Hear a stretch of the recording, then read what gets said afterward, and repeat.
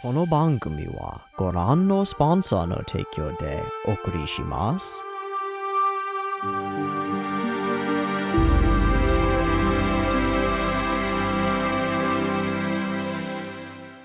Alrighty, welcome everyone. I'm Teeaboo, and I hope you're as excited as I am because it's Tuesday and we're back for more Dungeon Meshi. We've crossed episode 3, and it seems from the comments that I've gotten so far that episode 3 was really a turning point for a lot of people, where they decided that this show was, in fact, for them. Partly that seems to be because of the inventive storyboarding and creative and really delightful animation, seemingly courtesy of episode director Ichigo Kano, a Trigger veteran. And maybe it's because of the really inventive monster that really takes a step beyond the ones that we've seen before. I saw a couple commenters point that out. I don't know exactly which element it is, because it's more like they all finally work together in some magical kind of unison. They have been from the beginning, but we haven't been sort of along for it. It hasn't all kind of super mega clicked, and suddenly it super mega clicks. And episode 3 is the probably, if I had my druthers, you want to make that happen in episode 1, and episode 3, and episode the last one, and those are the most important ones, and if you can do it in those, you're fucking golden, and everything else can be kind of mid. And it's not. Let's make that clear. It's not like this episode stands above because the rest has been crap. It stands above because things gel better now, because we've had enough time with the characters, with the moments, for all of their interactions and reactions to all make sense without too much explanation happening, and it just flows, it just becomes, it just is, and we just sort of breathe into it. And we're sitting there at the table with them, and we're trying these weird foods, and we're watching Marcel's facial expressions, and we're experiencing along with them, and whether our experience is one of Laios's type of joy and intrigue, which is kind of, I think, where I fall in this sort of situation, or Marcel's trepidation and disgust, or Chilchuck's kind of ambivalence but desire to eat yummy things, or Senchi's insanity.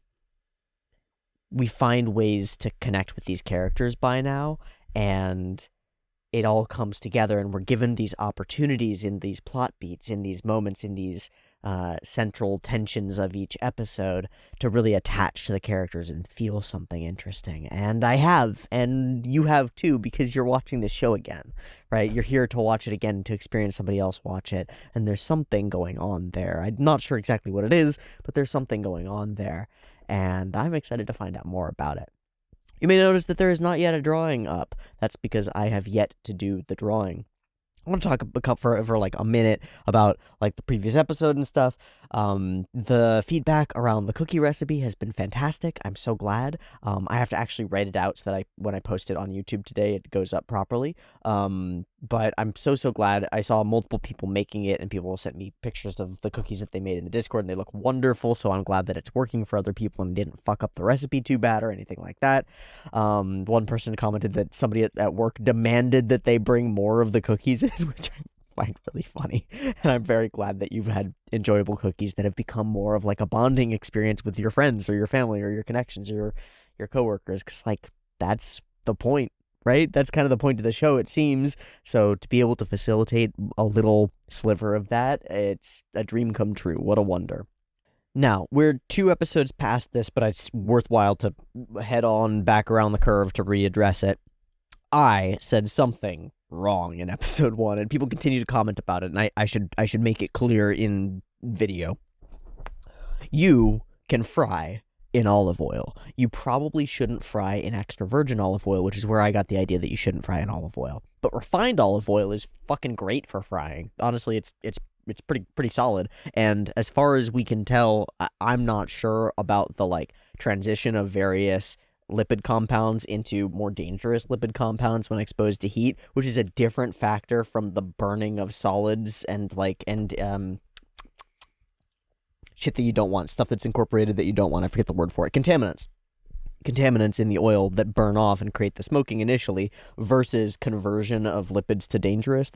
So I don't know what's going on there, but my assumption, based on what I know about oils and heating them, is that olive oil would be pretty much the tits for frying, as long as it has everything else removed from it. So I was totally dramatically wrong about olive oil for frying, except that you should probably not use like highly flavorful extra virgin olive oil that hasn't been like refined at all, because it's got all that other stuff in it that is going to burn. So fry with olive oil, have fun. It's a great way to do it. Expensive, wasteful, but probably fucking delicious, for at least for certain things. And finally, I don't have a drawing up because I saw something that I want to draw desperately. Desperately, more desperately than anything. Somebody in my Discord, I think earlier today, posted a new key visual for Dungeon Meshi Season 2, and I looked at it because I'm a fool, and I glanced at it and I saw in the very wee corner of it, way down here, are these little mushrooms. And so I grabbed them and I zoomed them in really, really zoomy. And I just want to copy them. I just want to copy them because I have begun my quest of figuring out how to use color, maybe kind of a little bit. Just like a little bit. And also pens. Pens that are pen-like. Oh, this is not a video thing yet. Markers. These are Ohuhu, which are made to be like Copic markers. And Micron pens. I want to draw these mushrooms, and mostly I'm trying to figure out how to make colors happen, and I don't know how to do that. So I'm gonna record it and just smush it together, and then we'll be back in a sec. I'm gonna draw them quite a bit bigger than they are.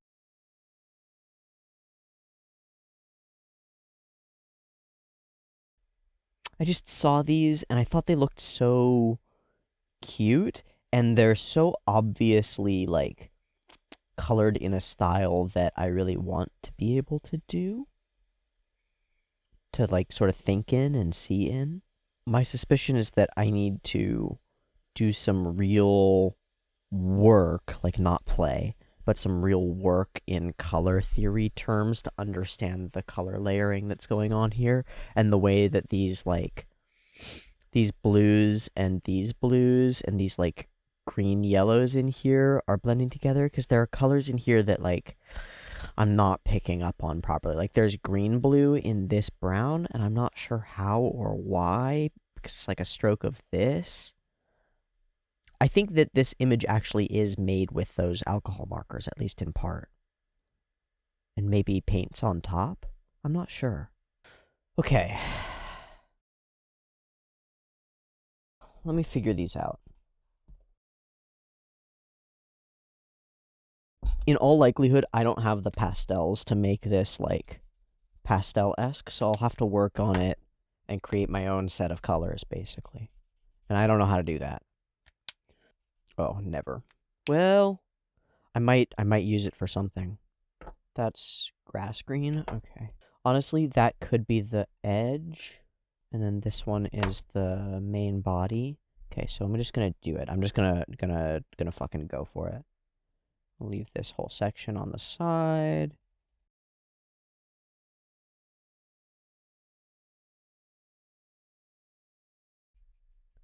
Okay, so I can use the same color over to create some darkness too. Okay, now we're talking.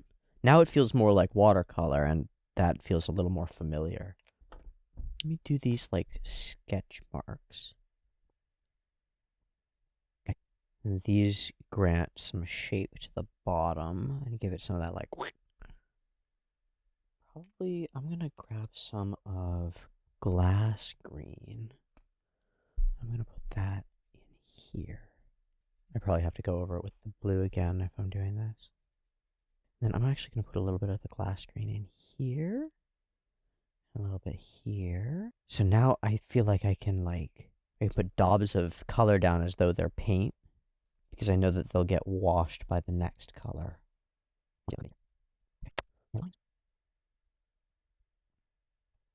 Light gold is my boy. Okay. So we're gonna do a full wash of light gold. Ah, shit. There's a white portion. Fuck. Okay, that's fine. That's fine. We'll just treat it as though the whole mushroom is light gold, and the light portion is right there. Okay. God damn it. Happy little accidents, right?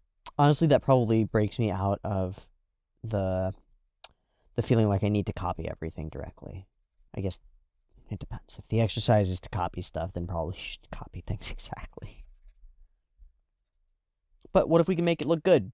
What if we can do it? What then? Then what? Okay, and then we're gonna wash over that with this guy again.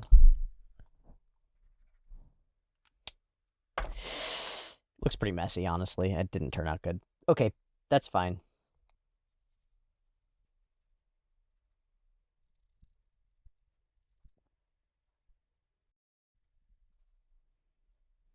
Okay, I like the way that the base of it looks. I still think that the top kind of sucks.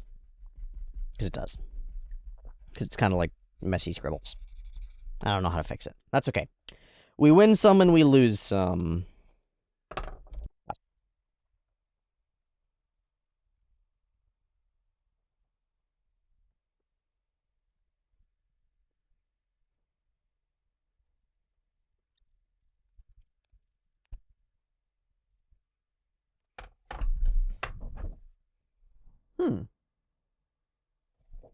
I like this. Everything else I kind of don't like. Yay! That was fun. Part of the process is being disappointed in where you are now and practicing. And practice makes better, apparently. Little by little, practice makes better. I've got a lot of practice to do. Yeah, especially if I want to move into the world of color. Hey, those look pretty cool sitting up there. Neat. Okay, thanks for bearing with me and coming along for my journey of making mushrooms. I needed to do it. I had to do it. And I'm going to have to do more stuff like it, honestly. I'm going to keep having to draw cuz I really want to be able to draw. And that's what it takes. Because I so desire even the slightest sliver of the capacity that I admire so much in the people who make these shows. I know that I probably am never gonna be Vincent Chansard, you know? Like, it's not gonna happen. I'm not gonna be Bahi JD, but if I can convey something that's important to me, deeply important in my heart, and I have more roads, more avenues to do that than just sitting here on the camera and speaking to you, I want more roads to do that. I want more avenues. I want more ways to build things and create things and share things with people. Whether that's drawing things or writing little modules and adventures for Dungeons and Dragons groups or I don't know what. But I want to grow the capacities that might help me in my own adventures. This is one of those. So thanks for bearing with me as I continue to grow that capacity and do it in sort of a weird public way. It kind of keeps me accountable and helps me want to keep doing it in a way that I have to share it and have to share the embarrassment of it too and the failures. Yeah. Anyway, let's watch some fucking Dungeon Meshi, huh? I don't know what the hell this episode is going to be about, and I don't care. It doesn't matter. we're past that point. We're past that point. We're here for the ride. Let's enjoy the ride. Dungeon Meshi episode 4. 2 versions, picture in picture in the description, timer on YouTube, early access on the Patreon. Beep beep timer. Let's go.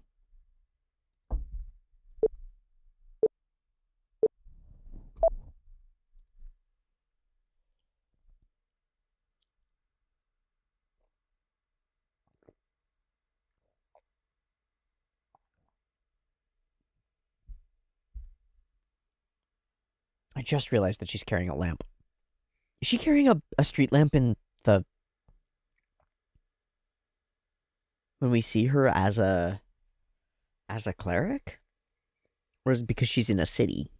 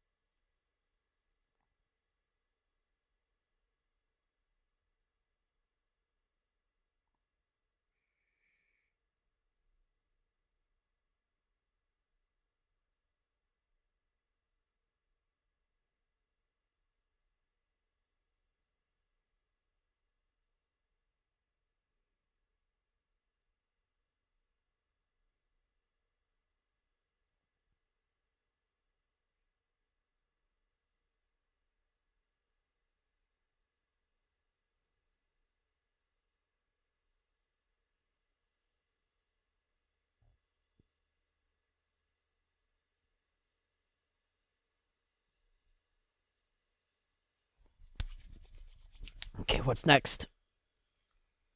We're going to a new floor?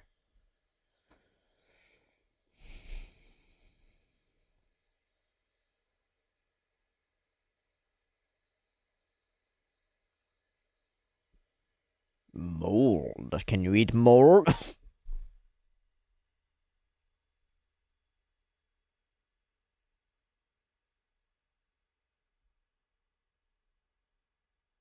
Oh. Can we eat skeletons? Maybe make a broth? Oh, hi. Hey, what's up? So we're really focused on audio, huh?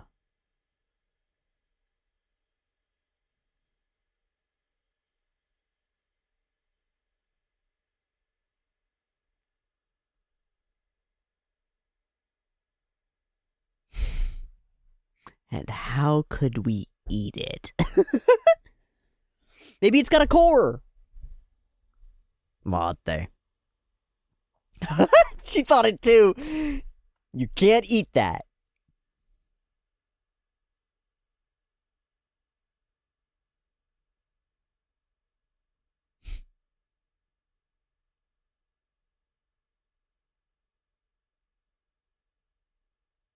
What I'm interested in is their bodies or is in their bodies. I missed it. Ooh. Storage closet.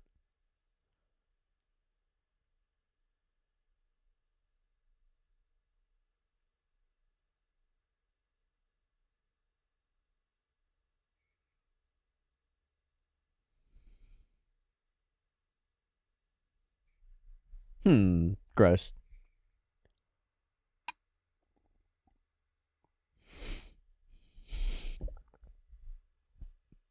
Wait. What part of their body is high in nourishment? They're definitely growing plants and stuff. Or maybe it's worms. Oh! Oh, wait, are there beautiful golems wandering around with beautiful gardens growing on them? Super Magic Earth! Dude, if you could have a walking garden, why wouldn't you? They water themselves? Oh my god, he is! So yeah, how do you harvest that from the cult? Are they cool with that? This is awesome. Okay.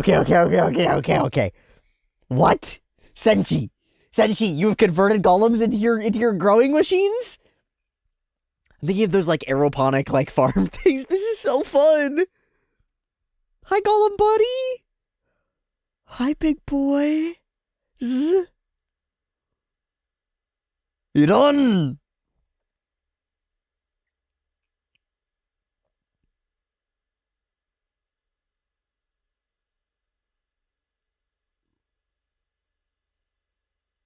Was that its core?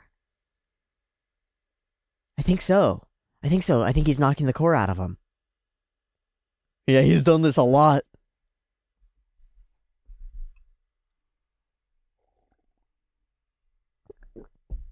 Because he's tried to eat it. He's definitely tried to eat it. My guy. Oh, it's symbiotic.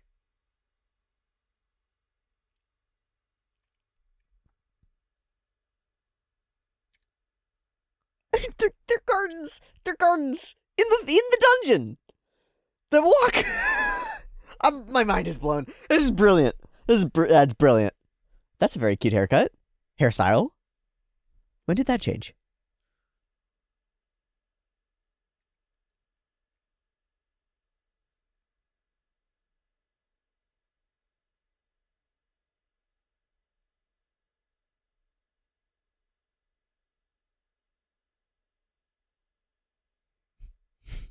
You're making the golems. I mean, of course. I didn't know that.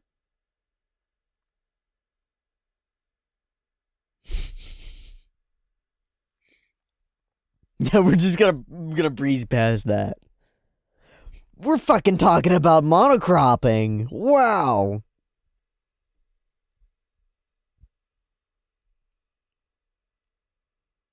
Hard work is hard work. Do we get fresh veggies? We get a bunch of fucking fresh vegetables? Vegetables? Uh-oh. Uh. Uh. Yeah. Friends. Oh. Oh. Wait. Who are those the names of?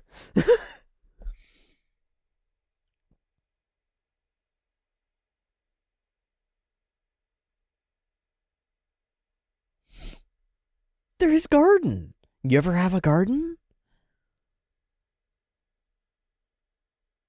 Yeah, but like...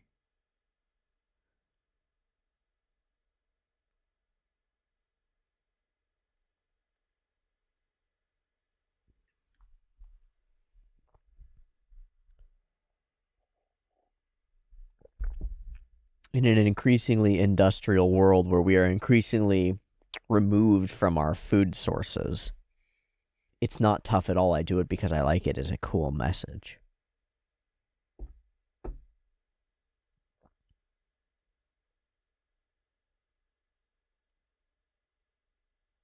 Maybe he does it because he likes it.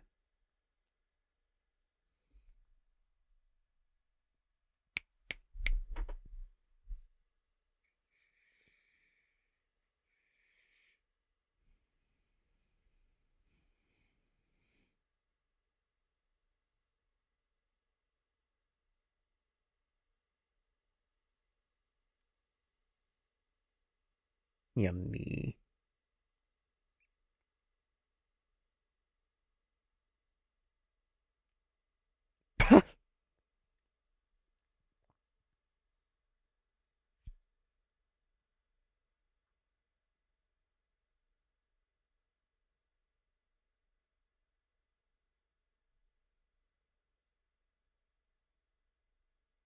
Hmm.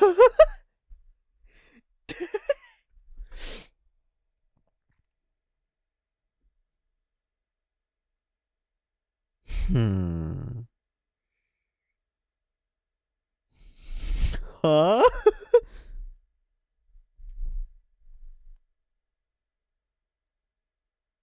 Is it human poop?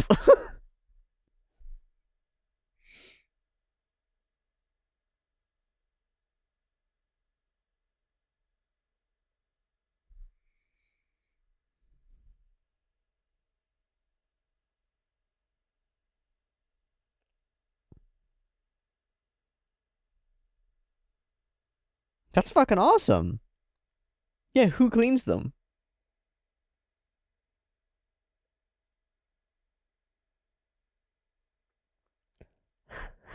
He's gathering the shit. He's a gong farmer. Better than before a meal. Yeah. Yep.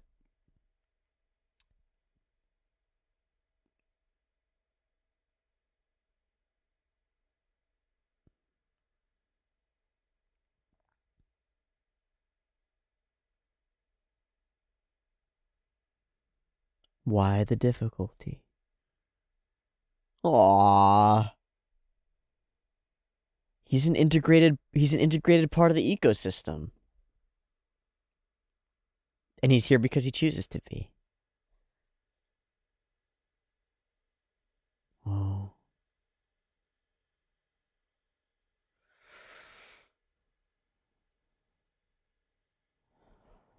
Collapse.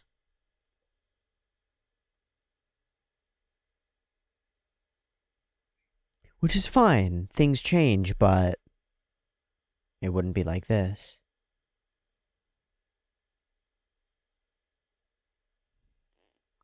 A powerful message for us on the surface.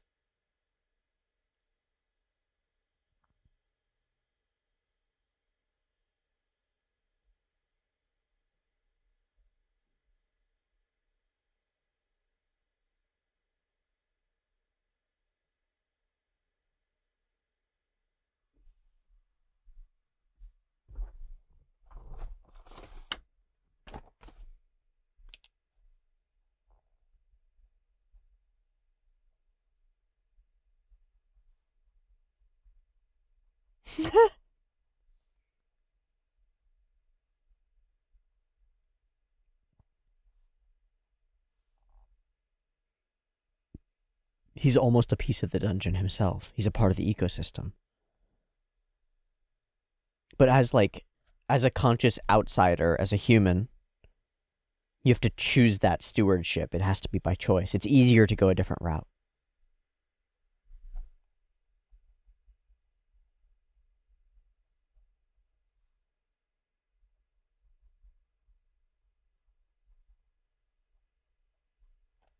Awesome.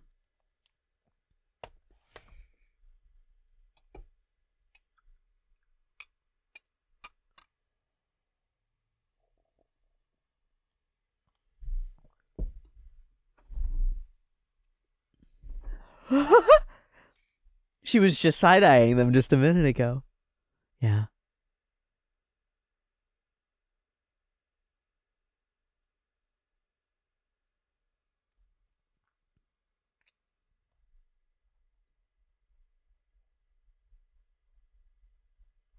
Hmm.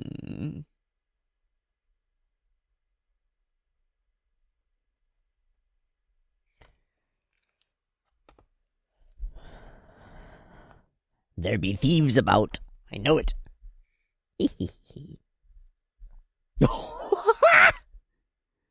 Yokos. Holy shit.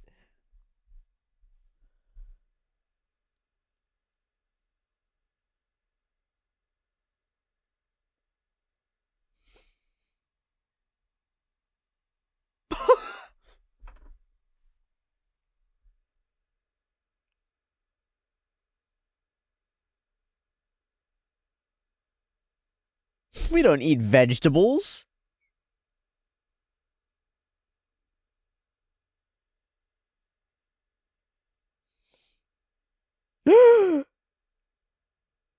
How dare. What's your problem, Bilbo? Did somebody just get stabbed? Oh. Okada! What if we give you vegetables? Maybe they're here for the vegetables.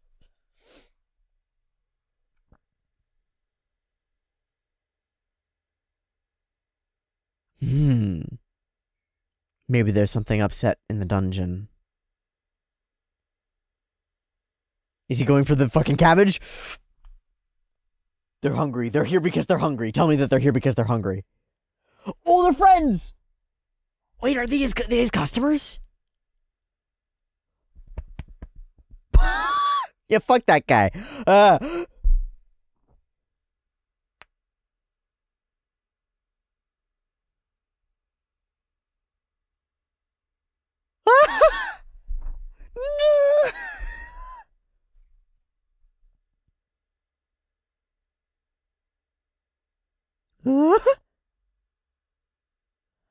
Oh, everything's upset. That's so fun. It's driving you out.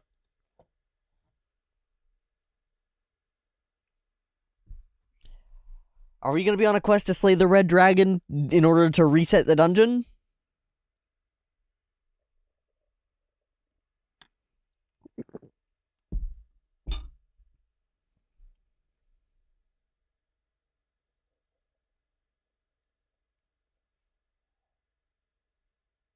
Ugh.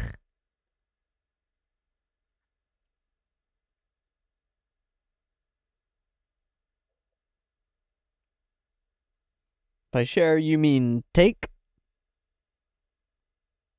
Yeah.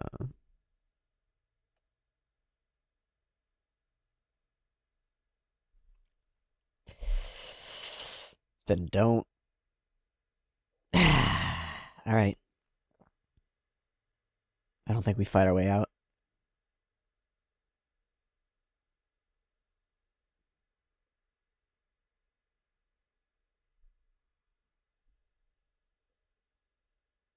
I'll cook you? Our lives, said she. Huh?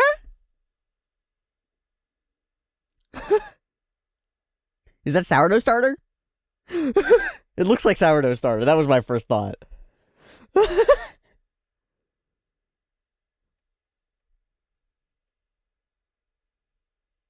Mm-mm. The carrots.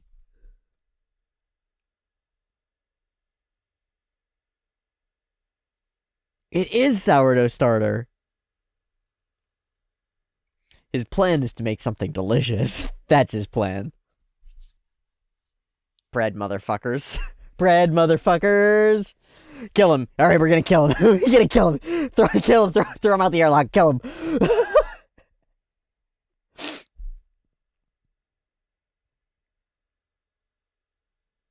Oh, love that.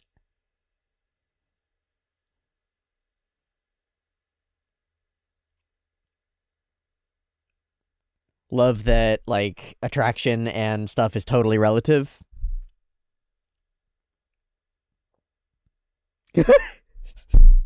Pun! Pun!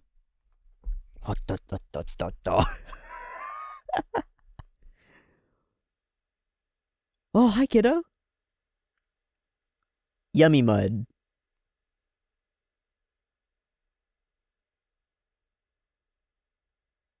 Oh. Yeah, it's world building, world building. Give me world building.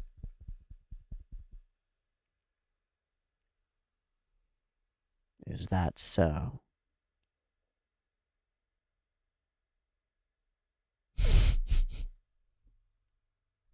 Making a focaccia?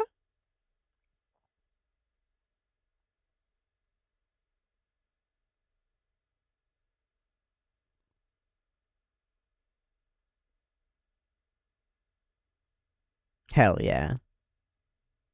Ah, oh, fuck. Everyone has their own stories.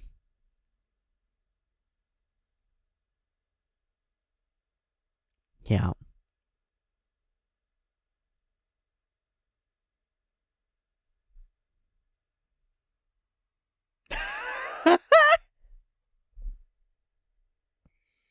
More strength.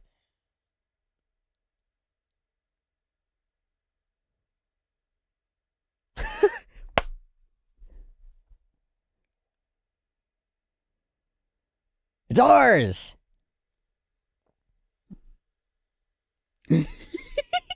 Yep, cover and leave it. Yeah, take a little breaky. Oh, we got eggs!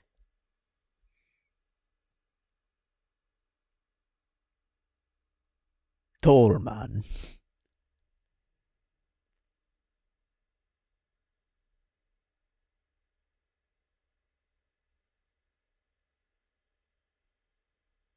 There's yummy stuff.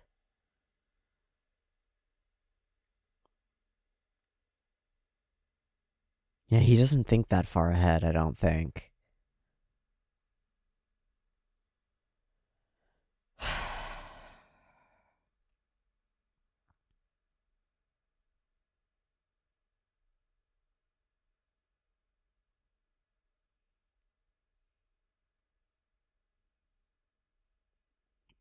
Mmm.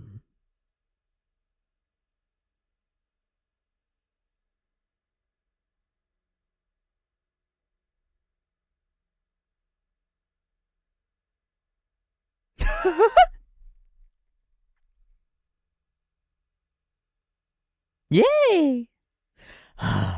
Take our break. Nice. Are we making buns?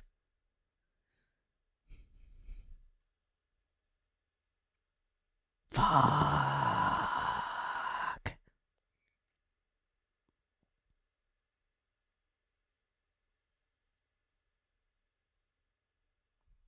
Bruh.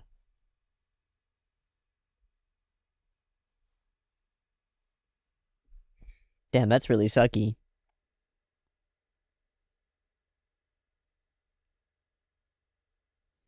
Kid gets it.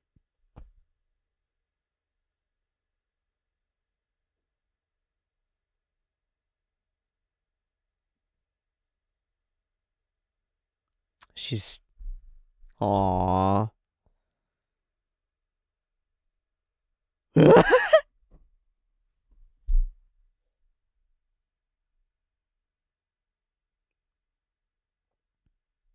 we got him. We got him now. His honor demands it.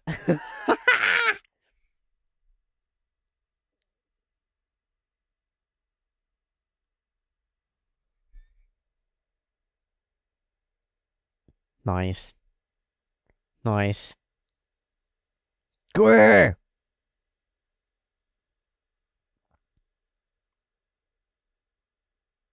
Fuck yeah. Grapes.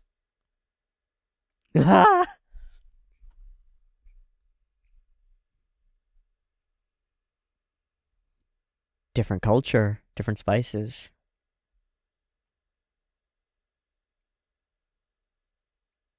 Yeah, no, I don't take respect from you. Grr.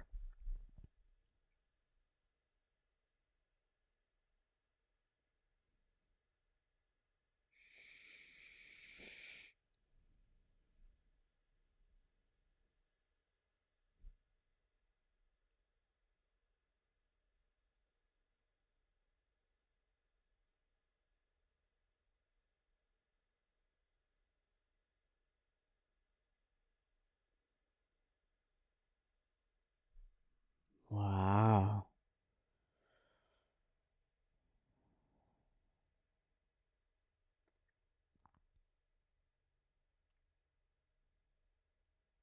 Wow.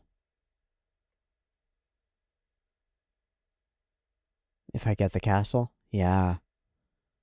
What an introduction of a plot point. It creates a One Piece. The greatest hero, the Hokage, like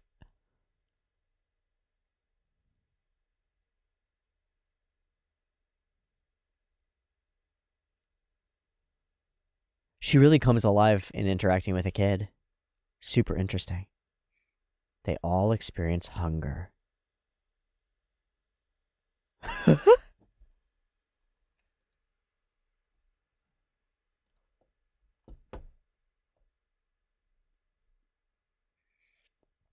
This is a dense episode. We're gonna have some we're gonna have some trouble with this one.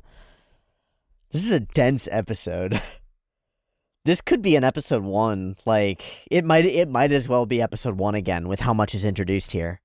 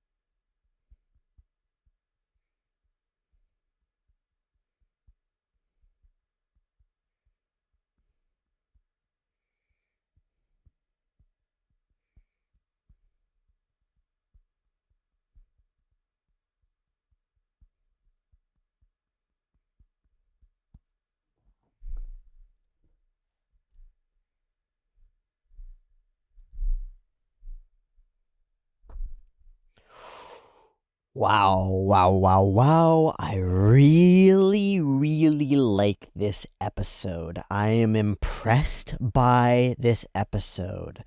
Um, Not so much. Last episode was kind of an incredible visually experience. This one is kind of an incredible narratively experience. I said as we hit the ED that this could kind of be an episode one in its own right. And I don't understand, I don't know how to describe that to you, just in terms of the amount of information and new stuff introduced. Of course, we can't introduce that stuff without all the stuff that's already been introduced, right? But this might as well be the beginning of a new type of story. Because all of the elements are reframed, reintroduced, and changed by this episode and introduces a bunch of plot elements. It's like we've hit a different arc almost, maybe. I'm not sure. Regardless, my feeling, the feeling that I get is the same as when I watch an episode 1 and am kind of overwhelmed by how much new information we have. The introduction of the orcs, the information about the ecosystem, the golems as an idea sort of feels like the rest of the show, and then the orc situation feels like something new, feels like a grand expansion to me of the scope of things. And it comes in so many different little things all at once that it's hard for me to wrap my mind around them. But let me try.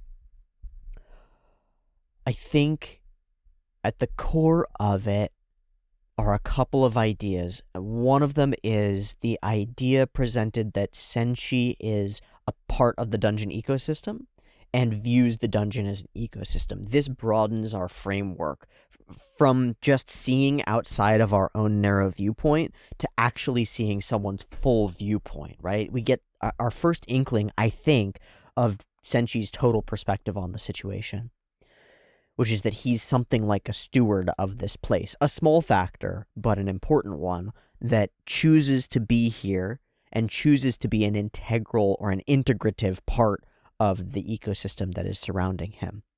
And sort of says that anyone could do this were they aware of it, and then were they to choose it, right? But it does take some conscious choice, and part of that conscious choice has to do with the level of effort in the action, the difficulty of the thing. There's friction involved in acting and interacting with the dungeon in this particular way. But the rewards that are reaped from it, the show says, and Senshi says, more than outweigh that, right? Then there's the introduced element that I think is the first time we've introduced it, of the far-off winning condition type goal. This is reminiscent to me of become the greatest hero, become the Hokage, find the One Piece. It's like the grand goal at the end of things that changes everything, and a classic piece of like dungeoneering lore. I don't know if in the game wizardry that's the way that it works, and you own the castle if you beat the castle. But I could assume and understand if it does work that way. It makes sense to me.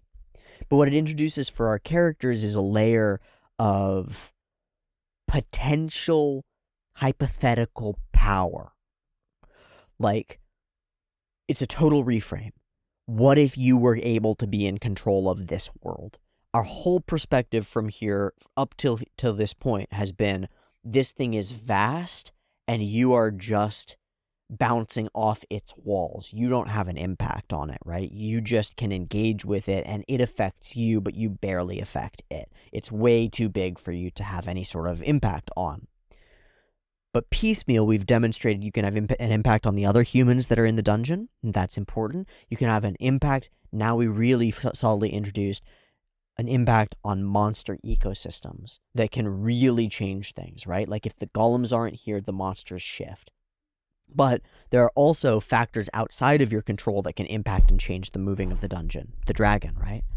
And now we introduce this factor that is, if you get strong enough to beat the thing, it seems impossible, but we'll probably get there eventually. If you get strong enough to beat the thing, you have power over it, and that has repercussions for everybody within it.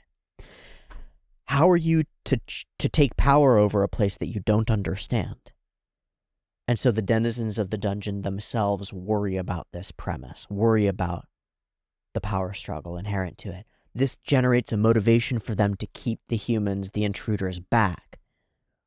They have a flag almost, right? They're in a big game of one-sided capture the flag, and if the humans capture their flag, they lose forever.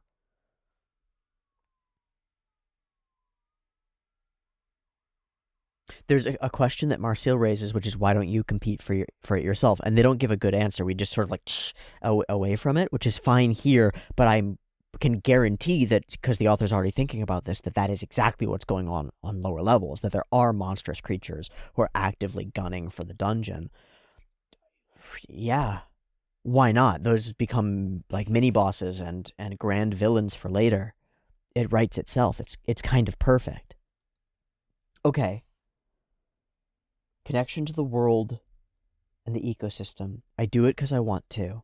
It's easier to not be a steward. And there's a whole portion of this episode that's about that. And it's kind of understated all throughout, but it is all throughout. It's Marcel offering to build a fire and Senshi refusing. And he notes that, like, if you don't use the skills, you'll lose those skills. You won't have them refined.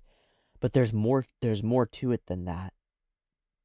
It's harder to do things in a way that is like sustainable, that comes back around. It's harder to do things the right way, or the rightest way. But only if your definitions of hard are not inclusive, right?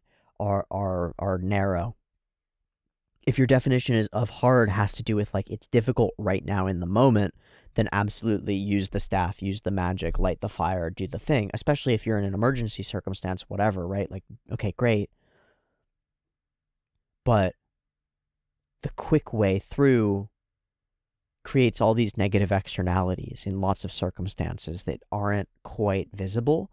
And maybe more importantly, the difficult way through its difficulty, the pieces that feel difficult are you doing extra work, and that work goes places. It becomes positive externalities, right?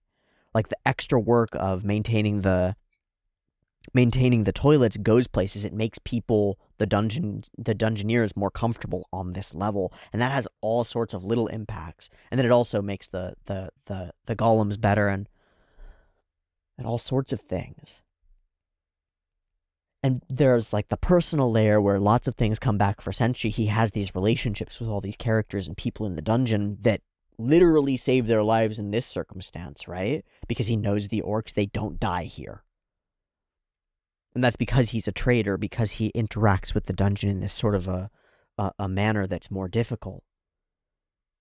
And then there's this element that Senshi presents that I read so much more out of and want to read into a little bit and like extract some value from, where he says that once I finally started engaging the dungeon in this set of particular ways, I finally felt like I had entered the dungeon, is the phrase that he used. And what it made me think is, it made me wonder at how many people live their lives without entering the world around them at all, especially in the context of food. Like, contact with plants and dirt and the world outside of you on one level, but food. You're a consuming and producing creature. What do you consume, and what does that link you into? What systems are you a part of because of the way that you consume, because of the food that you eat? And how many of us are so distanced from the world, the dungeon, the real world out there where our food comes from? And what does that actually mean for you internally as an organism, and externally as an organism that's part of a system? The dungeon is just like a garden. More than anything, eating the things that grow here and giving back to the dungeon. Living like this, I finally feel like I've truly entered this dungeon. Okay, so here's my hypothesis for you.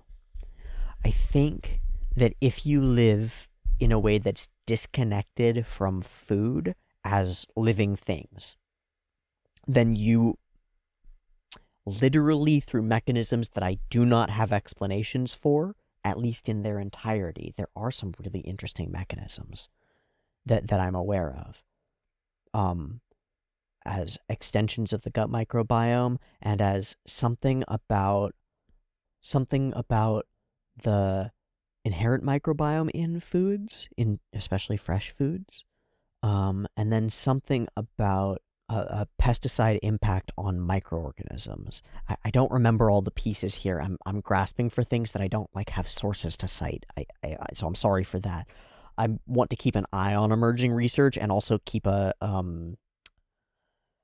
keep a healthy skepticism, especially around food research, supplements, and all that information. It's very fraught with lots of griftiness, so I don't want to like come down hard on a direction that might be the result of somebody trying to sell their supplements or their products or something.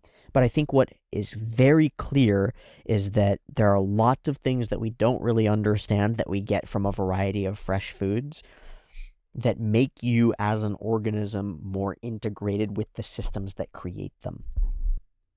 I remember listening to a soil scientist and microbiologist talk about a theory that he was presenting about how the foods that we eat very literally anchor us into our location, into our physical location on Earth. That we're constantly intaking and processing and incorporating compounds and indicators and microorganisms that are inherent to the place that you live and eat the food from.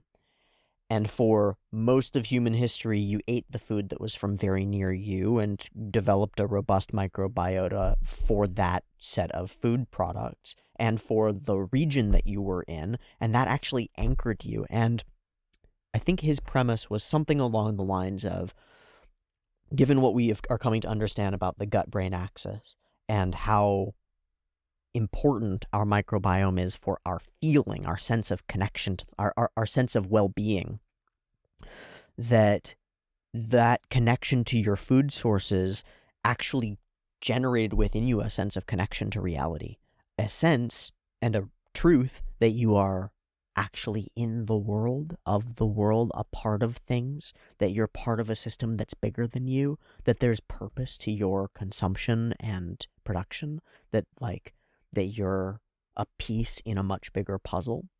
And the premise, the idea was that if you stop eating those foods, those things that every time you eat some plants that were growing in the soil near you, you're intaking soil particulate, you're intaking a robust set of microorganisms that are living inside the cells of the plant, right? And inside the bloodstream of the plant and on its surface and all over it. And all of those things are like a constant monitoring for your environment, a constant set of inputs that say, hey, I'm connected to this world. Hey, I have the things that I need around me. Hey, I'm part of an ecosystem. Hey, I'm a living creature that is, reliant on all these other living creatures around me, and they exist and they're healthy. And as they become unhealthy, so do you in the same ways. But the premise was, what if you stop eating those entirely and you eat Kraft mac and cheese for the rest of your life? What happens to your sense of well-being and connection to the world around you? What happens if you only breathe filtered air inside and you're not breathing in the diverse microorganisms that are out there in the air around you? What happens if you stop eating foods unless they're pasteurized and processed and have everything removed from them? And the answer might be that you become really, really, really disconnected from what it means to be an organism, from feeling alive at all. I don't know how much truth there is to that, and I don't know as the science progresses, if it progresses, and I hope that it progresses, I don't know how much, mechanical, definite, comprehensible, factual basis we're going to find for things like that. But I can tell you that in my own experience, introducing, a broad spectrum of locally grown produce into my diet changes the way that I feel. And maybe a part of that is a placebo. Maybe it's that I'm eating delicious food that's near me. Maybe part of that is that I'm investing more time into going and finding it and sourcing it and making it and cooking it and putting it on the plate. Maybe there are all these layers to it, and maybe those are important factors too, right? But maybe finding ways to actually enter the world in terms of the ways that you most pivotally interact with the world, where's your biggest layer of interaction with the world? And the answer depends on your perspective. If you're a neurobiologist, then your perspective is probably the eyes, your visual spectra. That's how you interact with the world. But if you're a microbiologist, your answer is the gut, because the surface area of the gut that's exposed, directly you on this side, outside world on this side, that's the layer. That's the layer where you are and where you're really in contact with the world. And it's all the way down in here, right? It's not spat out into the world and touching stuff because it's dangerous. But that's where you put stuff in order for your body to figure out where it is. And if you stop putting the right stuff in there, you change. And if you put the right stuff in there, you change. So what's the right stuff, and how do you get it? And how do you get it in a way that makes it continue existing for the future? Because it's part of a growing ecosystem thing, right? It's like, if you just go and you tear down all the delicious things, or you just plant your monocrop, or you just, turn everything into only bread, you're going to die on the inside, and the ecosystem that would have sustained you is going to die too.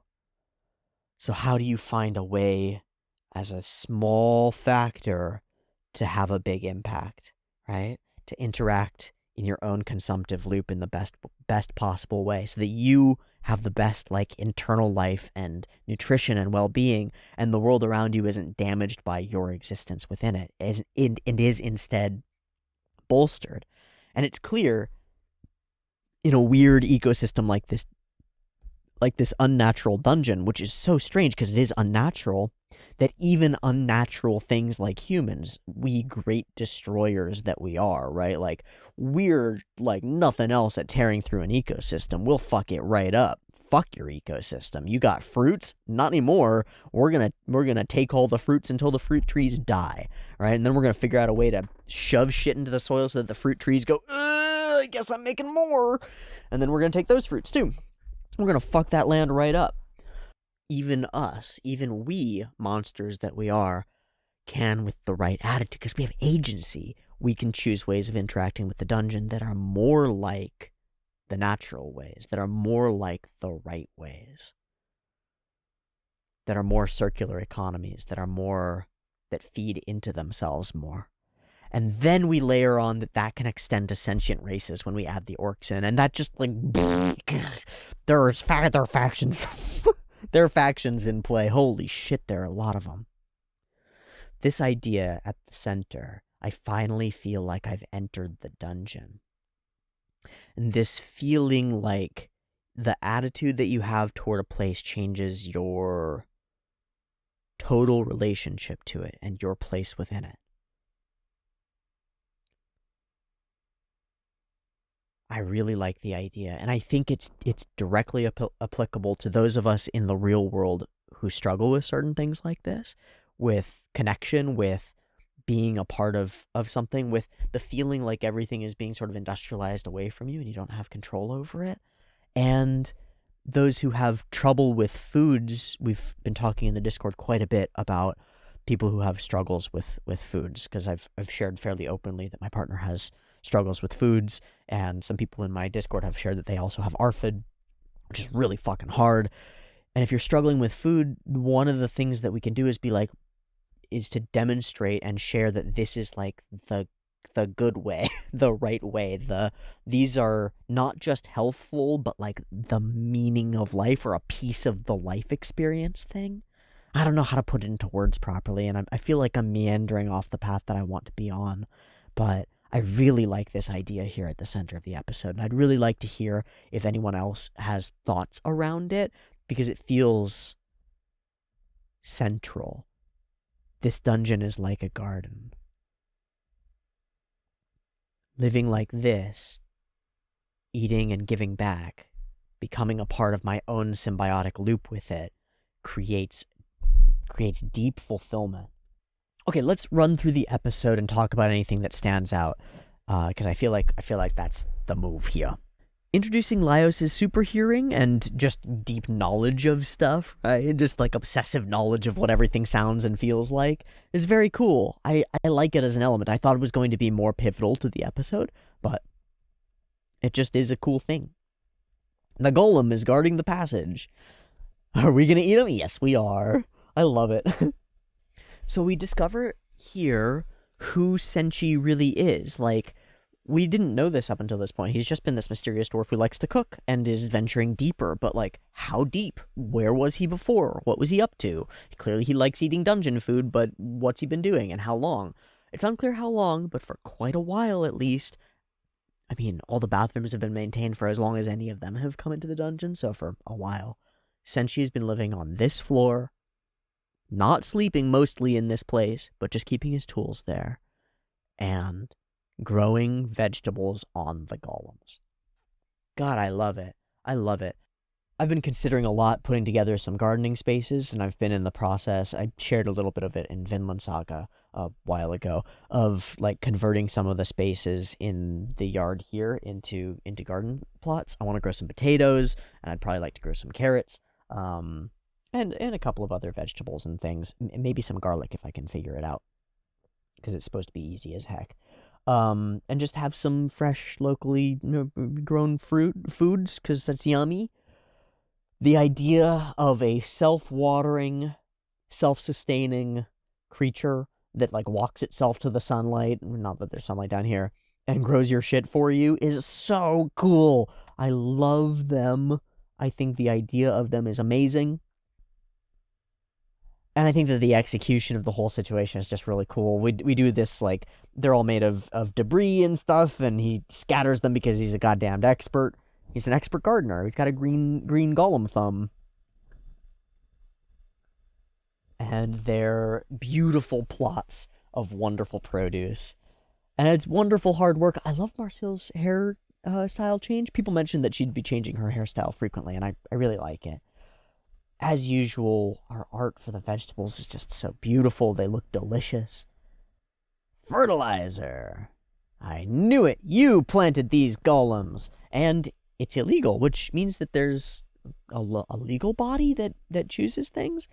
I love this moment of demonstrating Senchi's attitude is like, well, yeah, it's illegal to activate golems, but I'm just digging up dirt and putting it back. I'm not trespassing. I'm just climbing over a fence. I'm just walking. I'm walking here, man. Chill. It's like, no, you're still trespassing, dude. But it demonstrates the attitude, right? And also, well, my take on it is that this frames out a totally different type of morality, right? Senchi's total morality is based on changing things, affecting things, causing negative impacts. Laws are pretty irrelevant, like whose laws? This thing is right to do, and so I'm going to do it, is kind of the vibe that I get from it, and I like it. I like characters who are like that. I love that we bring up the monocropping issues. I would love to go deeper into monocropping issues, because it's so fascinating. Crop rotation's so cool to me. That's such a... I just caught myself. I caught myself saying a nerdy thing. That's a very nerdy thing that I just said. Crop rotation's so fucking cool, dude. But it is. It is. There's such... Yeah, if we get the line as soon as I was going to say it. There's such care in Senchi toward the golems. So this is how you were living. Wasn't it tough? His answer is not a response to that. Not directly. Not a yes, no. I do it because I like it. One of my favorite ideas, full stop ideas, is that things are different depending on whether you choose them. A difficult activity like work or something can be very difficult if you don't choose it. But if you choose it, if there's some reason for it, even if that reason is because I don't like it and I want to get better at doing things I don't like, even if it's that, it changes the perspective on the whole thing. The question, wasn't it tough, stops being relevant. This is one of the most magical things about humans, and apparently dwarves. Difficulty is not a hurdle, is not an obstacle when you want to do something, when you choose to do something. Difficulty can even be a reason for doing it. It can become the motivation for doing it. The fact that it's hard can push you to go back. And it can do that in unhealthy ways where you're like, I'm so much better because I do the hard part, right? Like, look at me I'm putting in so much effort to be moral in my food choices, right? There's some bullshit there, but that's not where... There's a fulfillment to doing the difficult thing because it's right, because you chose it. And there's something about doing the thing that has friction, that extra work feeds back. And it feeds back in a bunch of different ways. One of the ways that it feeds back is that you get better at doing work. You get better at doing hard things. I think that's captured when he builds the fire and he says, like, no, I'll do it with a flint. Why? Why would you put this extra friction into it? What do you gain? You gain the ability to do it with the flint. You gain yourself. The choice to do the difficult way maintains your ability to do it at all. Increases your capacity as a whole. I like it. I like it. Oh, he does answer, it's not tough at all. Okay, I was wrong about that. He does answer, he says it's not tough at all. That changes the tone a little bit. Because it's not that it makes it irrelevant, it's that it changes the difficulty of it. Okay. I think both can be true in different circumstances. And we get true wonder and admiration from Laios here, and we'll get it for a second time a little bit later, too. It's really cool. He's finally figuring out how he feels about Senshi, I think. That's about it. Yummy. You always make a fire like that, but using magic is faster. You were just singing the praises of how convenient golems are. Like, why use one thing that's convenient instead of using another? When you make something easier, you may lose your edge in a skill. Convenience and ease aren't the same thing. Your method is no different from buying vegetables from the store. And it's delicious, even though it's just made out of vegetables. Why? They were grown in wonderful soil with a little bit of love. Makes a difference. Makes a lot of a difference. But it's not exactly the same as buying vegetables from the store. I would argue that making the fire with magic is quite a bit better in some circumstances.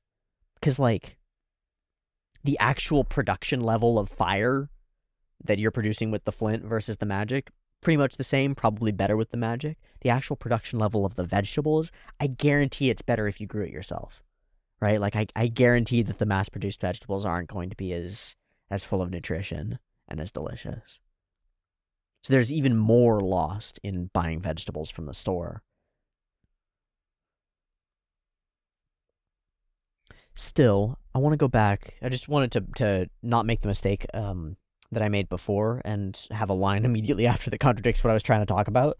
I want to hone in on convenience and ease aren't the same thing, and actually jump off of this to a philosophy book that I've been reading. So I've had to go and grab quotes from Goodreads because I wasn't able to find the ones that I wanted in the book copy itself. It's too far into it, and I don't know where they are. I've been reading Jacques Ellul's The Technological Society, as well as his book, The Political Illusion. I've been really interested in an idea that he's put forth of technique. Technique being an extension of the word for technology, and there's a French translation that's going on here, so there's a little bit of fiddliness, but technique is a great word as an idea.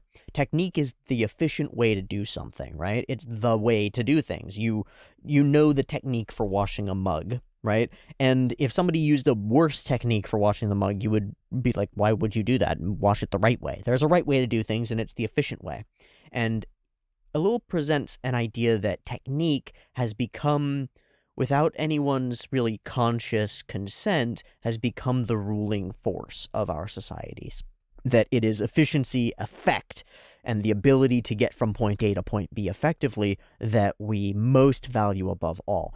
And that from that umbrella stem lots of the issues that we have with capitalism, lots of the issues we have with other things, because, like, well, if technique rules your capitalism, then the quickest, fastest, most efficient way to get money is the way that you go for to get money, and that's your form of capitalism.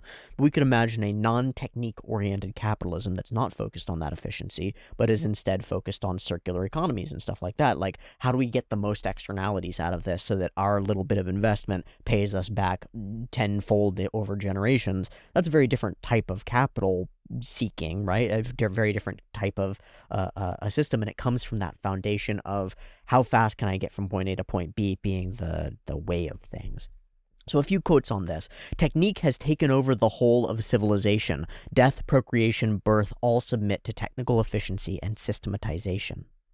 Technique has penetrated the deepest recesses of the human being. The machine tends not only to create a new human environment, but also to modify man's very essence. The milieu in which he lives is no longer his. He must adapt himself as though the world were new to a universe for which he was not created. He was made to go 6 kilometers an hour, and he goes 1,000. He was made to eat when he was hungry and to sleep when he was sleepy. Instead, he obeys a clock. He was made to have contact with living things, and he lives in a world of stone. He was created with a certain essential unity, and he is fragmented by all the forces of the modern world. And then, modern technology has become a total phenomenon for civilization, the defining force of a new social order in which efficiency is no longer an option, but a necessity imposed on all human activity. And there's a final one. The individual is in a dilemma. Either he decides to safeguard his freedom of choice, chooses to use traditional, personal, moral, or empirical means, thereby entering into competition with a power against which there is no efficacious defense, and before which he must suffer defeat, or he decides to accept technical necessity, in which case he will himself be the victor, but only by submitting irreparably to technical slavery. In effect, he has no freedom of choice. Together, combined, these quotes present a view of society that is incentivized, that tumbles because of its incentives toward the easiest, fastest way and loses something, and that the individual must, if they want to fight against that, because it is like a flood, must actively choose traditional, difficult, more friction containing modes, or he will almost inevitably lose that individuality and lose agency in the face of only having one good choice. It's like if you're playing a video game and the options presented to you in this grand game with lots of choice are an obviously good path and an obviously bad path. Like, one's obviously more efficient than the other. You just get there faster. You fast travel versus you run to the place. And you can make an argument all you want that running to the place is way better and you gain all these things from it and blah, blah, blah. But if your only goal is to get through the game as fast as possible, if that's the premise, and you're getting paid for it or not paid otherwise or something similar, you're just going to fast travel. Convenience and ease aren't the same thing. And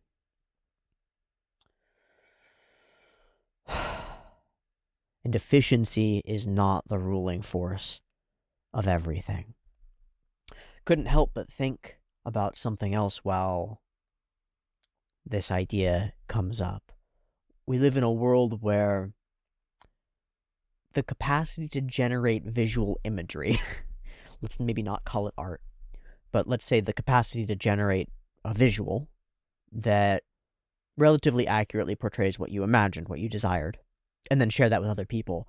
The border there, the boundary, the wall, in order to do that, has gotten way lower, right? I mean, I can go right now and I can enter one of a dozen image generators, and I can say, draw me some illustrated mushrooms. It'll pop out 3,000 fucking illustrated mushrooms in a bajillion different styles that all kind of look the same. And probably most of those mushroom pictures would better convey to somebody, here's an image of a mushroom. And if that were what I was trying to do by drawing those mushrooms right there, that would be the best way of doing it. Indeed, it would be, I would have no argument against it. How efficient, how effective, how incredible, wonderful, right? On my end, I push a button and there are pictures of mushrooms versus sitting here spending like, I don't know, I spent like 15 or 20 minutes drawing mushrooms. They didn't even turn out that good, right? They're kind of mediocre. There's a bunch of color stuff that I would do differently, and I can't because it's on fucking paper. I can't just like reprompt it. That's really inefficient. It's really sucky. There's like a lot of friction there, and I chose it, and I really enjoyed it. What the fuck is happening there? What? I thought I thought the most efficient way was the best way. What if the most efficient way isn't the best way? What if there's an importance to friction? What if it's like a core need? Like a core need. One that doesn't really show up on the Maslow's hierarchy unless you, like, recontextualize self-actualization in a little bit of a different way. Why do I feel the need to be the one who draws the mushroom? Why do I want the skill in the first place?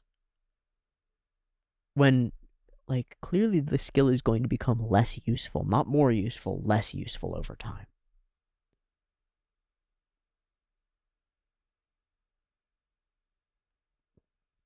When I was figuring out my career path, trying to make decisions about it, college and stuff, a part of me was really drawn to graphic design, like putting together logos and things. I really enjoy it. Not very good at it, but really enjoy it. Even in the world 10 or 15 years ago, I don't think it would have been possible for me to, like, make a good living as a graphic designer. In the modern world, there's not a shot in hell. Not a shot in hell. There's only one person on this planet who would use my graphic design works for their business, and it's me. And I want that. I want to be good at it for that reason. But it's become less useful, not more. And yet, now is when I've turned to dedicating more energy toward learning the skills that will contribute to it. And I'm driven to.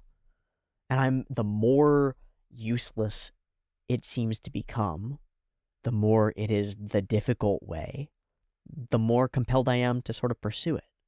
That's weird. That's weird. That might just be an indicator that I'm a weirdo, you know? Or it might be because I'm tapping into a fundamental human need for struggle. In a world where you Instacart your meals and push button start your fires and go from temperature controlled box to temperature controlled box, eating food that's been stripped of all of its, not even its essential nutrients, because those get folded back in, but stripped of its biological connection to the real world outside your box. That's the part that's missing, is the life of it, right? Like, there's a dramatic difference, and you're not going to find it in a blast calorimeter between a whole apple and a dried apple. There's a dramatic difference between them, and it's not just the water. One of them is alive, and you put it into your body, and part of that life becomes a part of you. And you're, like, tapped into the roots of the tree that grew that apple. It's weird. It's like a little strange how connected it is. But when we move away from difficulty and connected existence, we lose some of that. We lose it. I like that this show wants to get it back. I like that Senshi cares about it. And we paint a picture of him here, and the word that comes to me is steward. It's a word that I really like, and a title or self-identity that I really like, that I admire, and that I think is worth striving for. In part because it doesn't require much.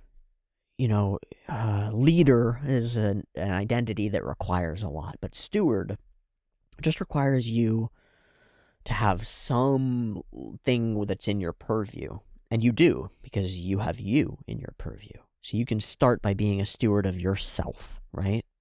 And taking it on as a bit of a responsibility, like, hey, I'm integrated with this weird body thing, and I have been given power over it. The way that, you know, like, a person might be given a child to babysit, right? Maybe I should treat it with at least that level of respect and care. Treat it like I'm in charge of this creature that I'm a part of, right? That I'm riding around in. And then from there, it's really hard to take care of that person without taking care of the environment right around it.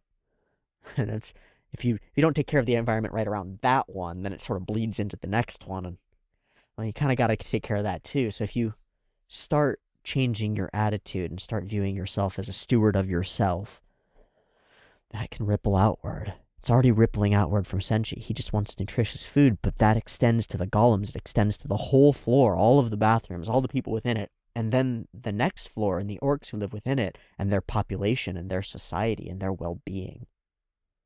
And suddenly, like, you can empathize because you're both creatures who eat food, and now you're a steward of all of this.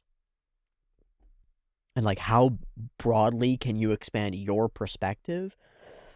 It's crazy, but the answer is as far as you want. As far as you want. If you want to say, I recommend thinking about it before you do it. But if you want to say, I choose to be the steward of the whole universe, you can fucking do that. And you can actually act it out. Good luck.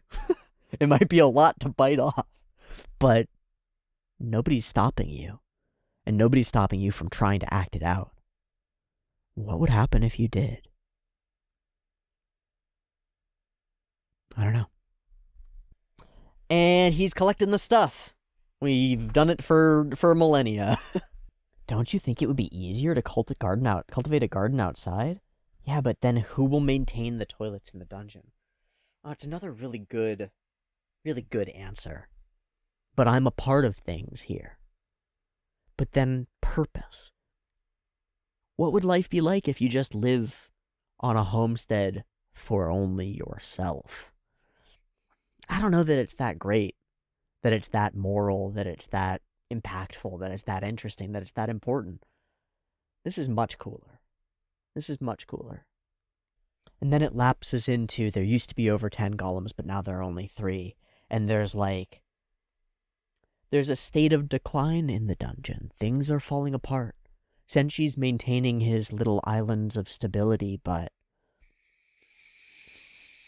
in truth, the whole structure is shaken. Maybe by the dragon's awakening, maybe it's just that, maybe it's something more pervasive. Maybe the dragon has awakened because of something more pervasive. Maybe it's that adventure or attitude in general, coming home to roost.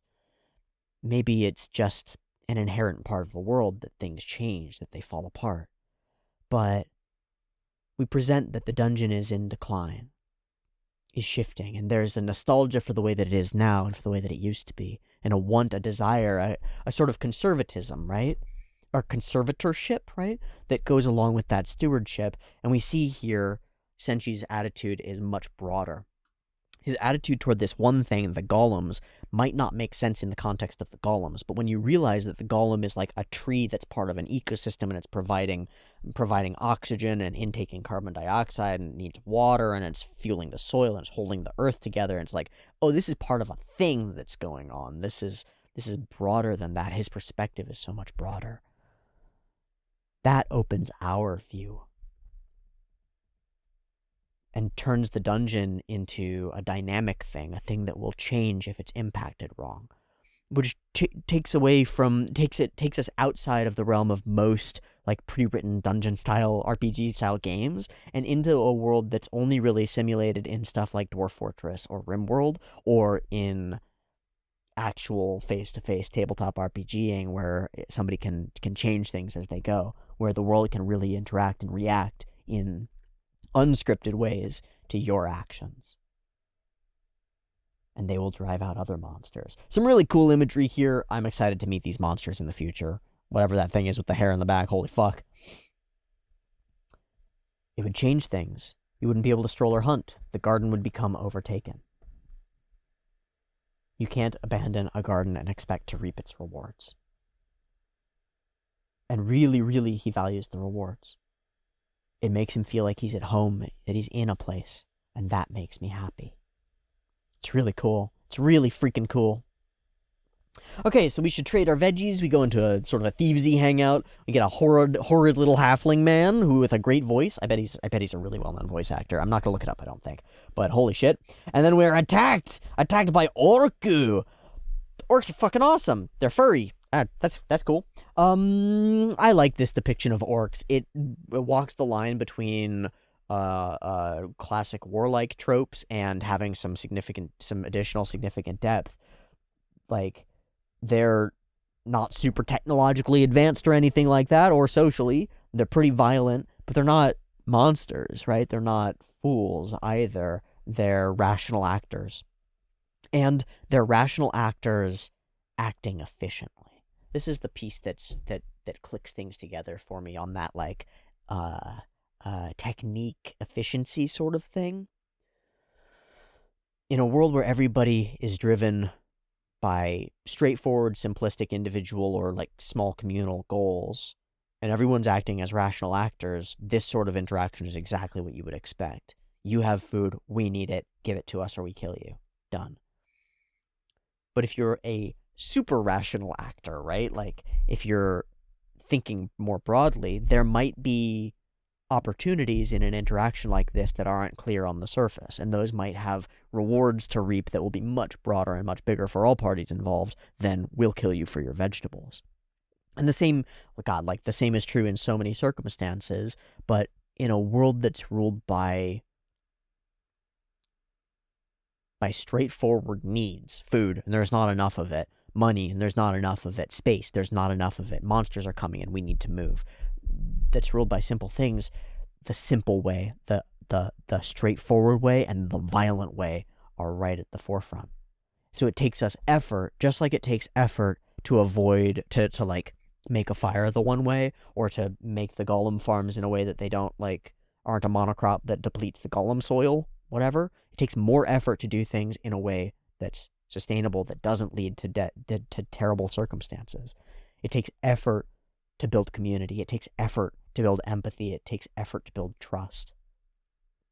So all of the effort that Senshi has done before now pays off right now in our lives being spared, right? What are you doing here? And we're watching in the background, there's still stabbing going on, right? Like, this is bad. Can't believe you would travel with elves and humans. Ugh. Gross.